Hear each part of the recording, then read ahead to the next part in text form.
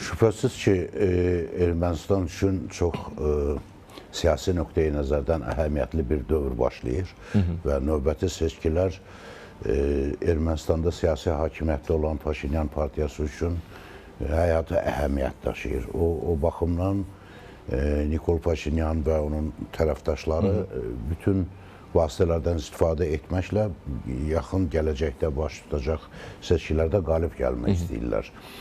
Və əlbəttə müdaxilə dedikdə onlar yalnız Rusiyanı nəzərdə tuturlar. Çünki başqa Ermənistanda hər hansı bir siyasi, hərbi, iqtisadi marağı olan bir dövlət yoxdur.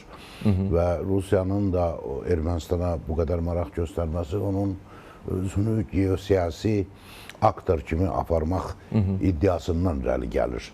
Əslində Ermənistanın mövcudluğu, hətta Ermənistanın bir anlığa təsəvvür etsək ki, Rusiyanın bir hissəsi belə olması Rusiyaya böyük bir üstünlük gətirmir bizim coğrafiyada. Çünki Ermənistan artıq son gedişləri ilə, son illərdə baş verən hadisələrlə Cənubi Qafqaz bölgəsində öz hegemonluğunu itirib tamamilə.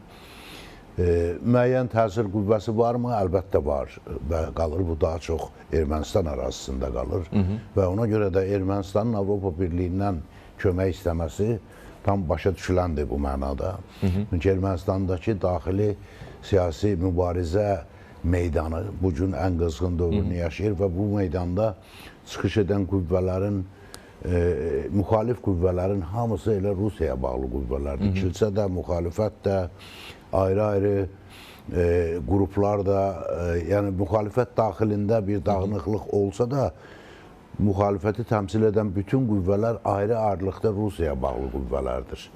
Və ona görə Rusiyanın bu seçkilərə müdaxiləsindən ehtiyatlanmaqda Paşinyan hökuməti haqlıdır.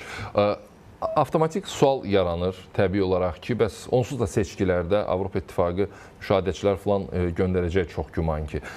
Bu müraciətin əsası nədir və Avropa İttifaqının əlində hansı alət var ki, onun vasitəsilə Ermənistandakı seçkilərə müdaxilənin qarşısını ala bilər və ya Ermənistan hansısa formada kömək edə bilər? Ümumiyyətlə, Avropa İttifaqı necə kömək edəcək? Avropa İttifaqının bu mənada Ermənistana əməli kömək etmək imkanı qətiyyən yoxdur. Avropa heç özündə də bu öz ərazisində belə bu müdaxilənin qarşısını almaq imkanı yoxdur. Nəinki qalmışdır Ermənistanda. Amma bu daha çox rəmzi xarakter daşıyır. Ermənistanın bu müraciəti seçkilərdən bir neçə ay öncə hətta səsləndirməsi o deməkdir ki, əgər seçkilərdə nəsə baş verərsə, Avropa və bütün dünya bilsin ki, bəli, bura müdaxilə olunub. Yəni Paşinyanın partiyası seçilməzsə? Bəli, bəli. Seçilməzsə və yaxud hər hansı qarışıqlıq yaradılarsa, süni şəkildə qarşı durma yaradılarsa və s. bütün bunların siqnalını bu başdan Paşinyan hökuməti verir ki, əgər belə bir şey olarsa, bu Rusiyanın müdaxiləsinin nəticəsi kimi dəyərləndiriləcək. Və Avropa İttifaqı əslində şüarlar üzərində qərar tutan bir qurumdur. Avropa İttifaqı real, əməli təsir qüvvəsinə malik olan, xüsusilə Cənubi Qafqazda xüsusi bir təsir qüvvəsinə malik olan bir qurum deyil. Nə Gürcüstanda, nə Azərbaycanda Avropa İttifaqının təsir gücü yoxdur və dayağı da yoxdur. Və Ermənistan sonuncu ölkədir Cənubi Qafqazda ki, Avropa İttifaqı ora təsir etmək imkanları hələ də var və Avropa İttifaqı belə hesab edir ki, bu zəif məkanda hələlik öz hegemonluğunu davam etdirə bilər. Amma məntiqlə baxdıqda Rusiya hegemonluğundan qutarıb Avropa hegemonluğunun altına düşmək heç kim üçün sərfəli deyil. Yəni pisin də pisi var. Bunu Azərbaycan çox uzun illər əvvəl başa düşüb və siyasətini o istiqamətdə qurub. Gürcüstan bir müddət Avropa şüarlarına uysa da hal-hazırda belə hiss olunur ki, artıq real siyasəti mənimsəməyə başlayıb. Ermənistanda isə vəziyyət o qədər kövrəkdir ki, Ermənistan hakimiyyəti istənilən tərəfdən hər hansı bir rəmzi də olsa köməyə ehtiyacı var.